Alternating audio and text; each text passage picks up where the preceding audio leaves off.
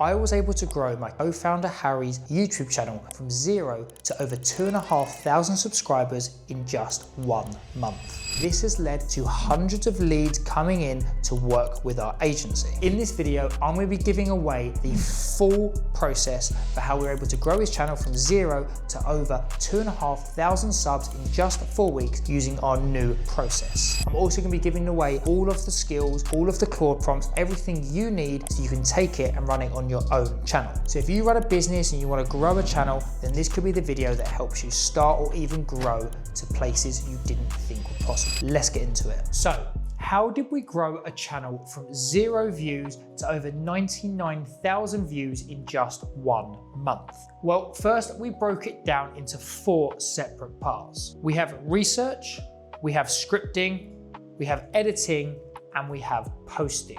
And I'm going to break down each of them individually. Now, this video is not going to be a tutorial on how to do it, it's just going to be what we did. I'm later going to release a video series going through each of these sections, the complete process and how we do it. So if you're interested in that, then please hit the subscribe button and you'll be notified when those videos go live. Let's get into the first stage. So let's start where it actually started, because this is the part that did 90% of the work and nearly everyone skips it. Now, the first thing we had to do was to identify a niche. We had to have something for Harry to talk about that he was an expert in. Unfortunately, you can't just go ahead and make content about the things that you love. Well, if you do it, it's just going to be a lot slower. So for Harry, who wanted to see some immediate growth, we had to find something that A, he was good at, and B, people were searching for. So what we did is we built a list of all of the things that he was exceptionally good at. We first started with a meta ads video, but it was so competitive that the niche didn't quite work for him. We then tried something about an agency, and again, it didn't really have the spark that we were looking for. Now, those videos now have a decent number of views. They're in the hundreds, but obviously this is due to the traffic that we have driven since. I think at the time, these videos were all on way less than 50 views. We then went for a different topic, which was LinkedIn. Harry is an absolute expert at LinkedIn, so we decided to make a video to test the waters. Now, what's important is Harry is an actual expert at LinkedIn. He grew his page to over 10,000 followers and he has sent thousands, if not tens of thousands of DMs. We changed nothing else. We kept the editing the same, we kept the tags, the description, everything the same, but this one niche for him simply exploded. The niche that you pick has to sit between where the demand is and where your expertise is. You can't just do things you're good at, and you can't do things where the demand is because you might not have authority there. His video was able to get thousands of views. We were able to establish a good proof of concept when his video got thousands of views. Once we then had that, the channel became a whole lot easier. So if you're sitting there wondering what you need to make content about, I advise just making a few videos. Do a few in different niches that you actually have authority in, and I guarantee that at least one of them will be a clear winner. Trap that a lot of people do is they start making content in places they don't have authority. They have no unfair advantage. And if you have no unfair advantage, then how on earth are people going to take you seriously? Harry's growth was simply down to one thing. People trusted that he knew what he was talking about. If the demand for the topic is there and you have the authority, then it's a perfect match for you to begin making content. Make content on this forever, but you have to use your authority and unfair advantage to get your channel off the ground. So once you know what the channel is about, next is what actually goes in the video. And this is where most people get it wrong in a way that's invisible to them. Now, there's no one size fits all when it comes to YouTube videos. Loads of people have different structures, but the structure that we sat on is something that we've tried, tested, and simply works. The structure is as follows. We have the hook. The goal of the hook is to tell everyone what the video is about, but to also drive curiosity. You lead with a big statement or a controversial statement or a big fact or something that's going to make people pay attention. Remember, they've already decided to click on the video from the thumbnail and the title, so you've already done half the hard work. The hook simply has to validate to them that they've clicked on the right video and they're interested in watching it. The hook then simply explains what the viewer is going to get. By explaining what they're going to get in the video, they can make a decision in their heads to whether what they've clicked on is worth their time. It's really important you don't make anything unbelievable at this stage. You don't want people to think you're lying, and if you do make the big statements, you want to make sure you have the proof to back it up. The next stage after the hook is to frame the video and give the proof that you know what you're talking about. If the hook is the big claim, then this is the proof. This is before you get on to your key points or your CTAs, your conclusion or anything like that. This is simply the point in the video where the viewer learns if you know what you're talking about. The authority here has to be done in a way, because if not, people will just simply click on the video, watch the hook, be interested, and then if you go with some big outlandish claims, they're not going to believe that you know what you're talking about. You can also use this stage to give context or to give people an understanding of why you're qualified to talk about it, or maybe even a little story to explain a little bit more about what you are going to talk about. Next, what we did with Harry's channel, that we have the 3 to 5 points which he will then run through in the video. All of them give value, and some of them might either give a pro and counter argument. So if he's doing a video on the latest tool or the latest tech, he might do 2 points for and then 2 points against. That allows him to get both sides of the story and to really build a great video. Sometimes the viewers don't even notice that you're even doing this, they're just staying for the content. And if you can build it in a way where you're actually giving enough value, then as they watch it, they're just getting so much back that they stay and then trust you for future videos. Remember, the first goal after someone clicking on your channel for the first time and watching a video is to get them to subscribe. That leads us on nicely to the next part of the video, which is the CTAs. We like to run 3 CTAs on all videos on Harry's channel. We have the subscribe CTA, which explains more about what the channel is about and what's coming. We then have a mid CTA, which is where we want to take them after the video. Now, if they're really interested, then sometimes they even leave the channel at this point to go to where you're taking them. The mid CTA can be a really good lead magnet or just somewhere for them to go next so they can maybe even work with you. The final CTA we like to do is the end CTA. Now, the end CTA, a lot of people think this is the time to take them somewhere else. But if they've got to the end of the video, this is now a really good time to show them to another video. It might be they like what you're talking about, but they don't quite understand the topic, or they don't really resonate with the topic here. This is where we're then going to take them to another video that you then get to choose. You can choose a video that's related to the current video so they can continue watching. With the 7-4-11 rule, we want them to spend at least 11 hours with you before they buy. So it's a good time to take them to a nice long piece of content that they can further their education on your channel. So that's a good time to talk about a CTA for us, which is if you want us to run a completely free week of content for you, then click the link below. If you know you've got to be making content, but you don't know where to start, or you don't know how to edit, or you don't know how to script, and you want someone to handle everything for you, but you're not quite ready to invest money yet, then the free week of content could be a great way for you to dabble your toes in before going all in. You can then judge whether content's for you and whether it's going to work. Now, the next stage is the editing. And I actually want to say something that goes against everything else you're going to learn on YouTube.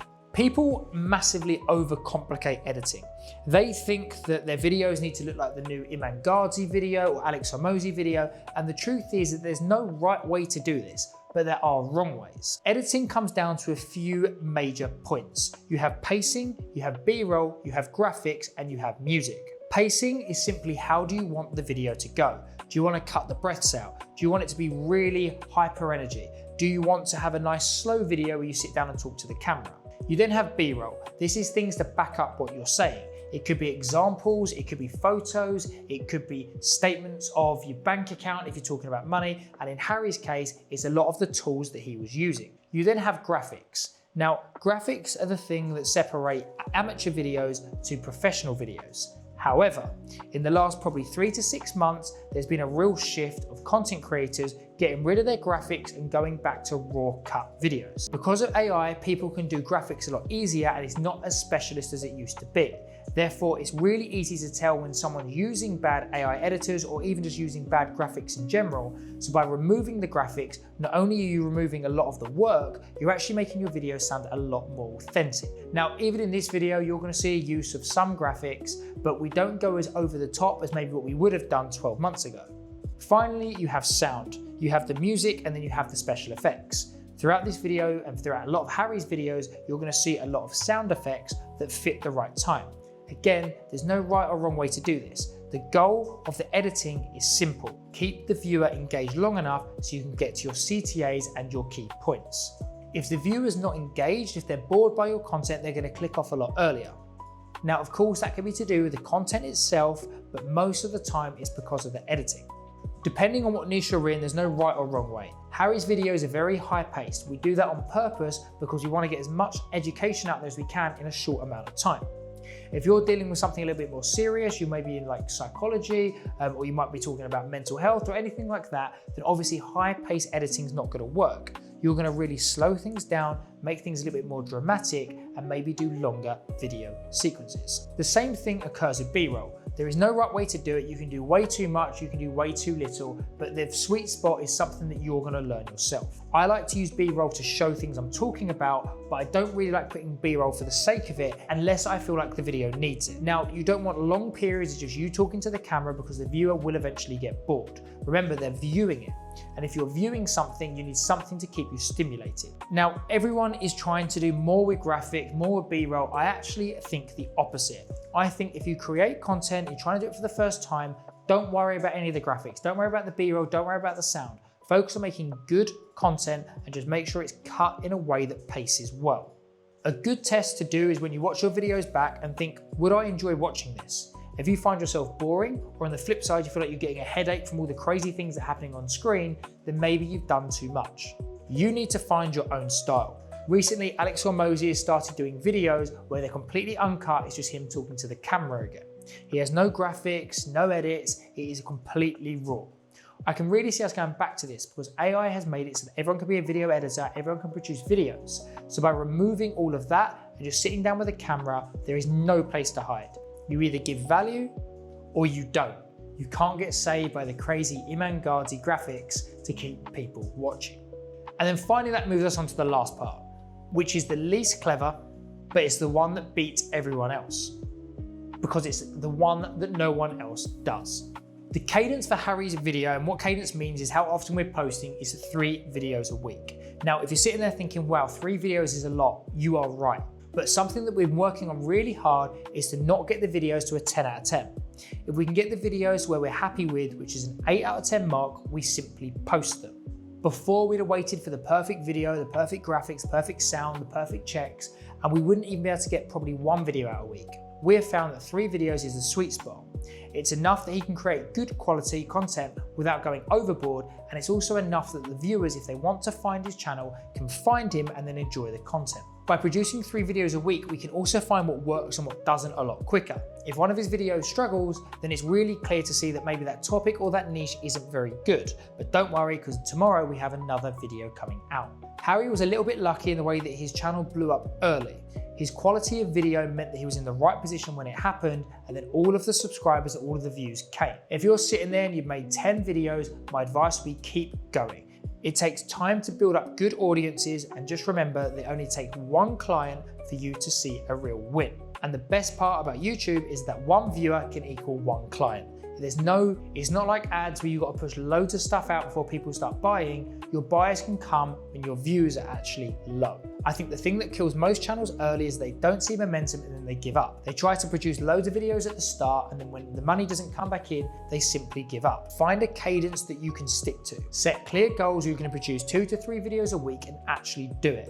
I guarantee I've yet to find a YouTube channel that has posted between 100 and 150 videos a year for an extended period of time that hasn't eventually got the traffic it deserves. So that's the entire system. You have the research, you have the scripting, you have the editing, and you have the posting. I've not shown you how we do it, and that's going to be on a future video series, so please watch this channel and subscribe if you want to watch the next video. I'm actually going to be showing the full breakdown, how we do his videos, how we do some of our clients' videos, and how you can steal it and do it for yourself. And I'll give you a hint, you can copy it for free. And if you're sitting there and you feel like you're ready to go now, click the link in the description, which is going to take you to our free content week where you can get started today. Now, getting views is only half of it. Turning the views into actual money is the other half. I broke that down properly in this video here, where Dan Priestley turned 4 million views into over $10 million of revenue. It's on screen now, and I'll see you over there.